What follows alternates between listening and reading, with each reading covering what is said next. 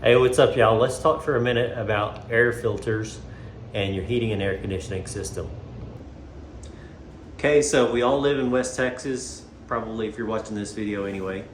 How important is an air filter anywhere in the country versus anywhere in West Texas? Well, that's a pretty simple answer. All you have to do is look outside in springtime when the dirt's blowing to know how important an air filter is. And in this case, we're talking about an air filter for a heating and air conditioning system. So this system is not that old. This is a 2020, so hadn't been around that long. But an air filter is crucial even for a system like this one. All right, as you can see, this evaporator coil is covered in dust, dirt, filth, who knows what else, maybe pet hair. Okay, so why does this matter? A couple reasons. First off, indoor air quality.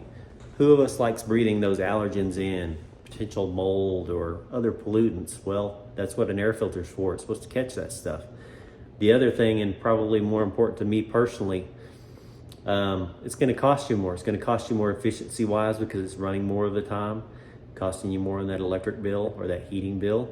And then it's also costing you more when it comes to time to replace that unit. Instead of replacing it in 20 years, maybe you're replacing it in 10 years because it's been running so much of the time without an air filter. So lots to apply to this particular defect. It's a common defect, but make sure you're checking those air filters in your house. If the manufacturer says to replace it in a certain amount of time, do that. I always advise checking the air filter, and if it's really dirty, even if the manufacturer says you don't have to replace it, I probably would, just because we have a lot of dirt blowing around outside.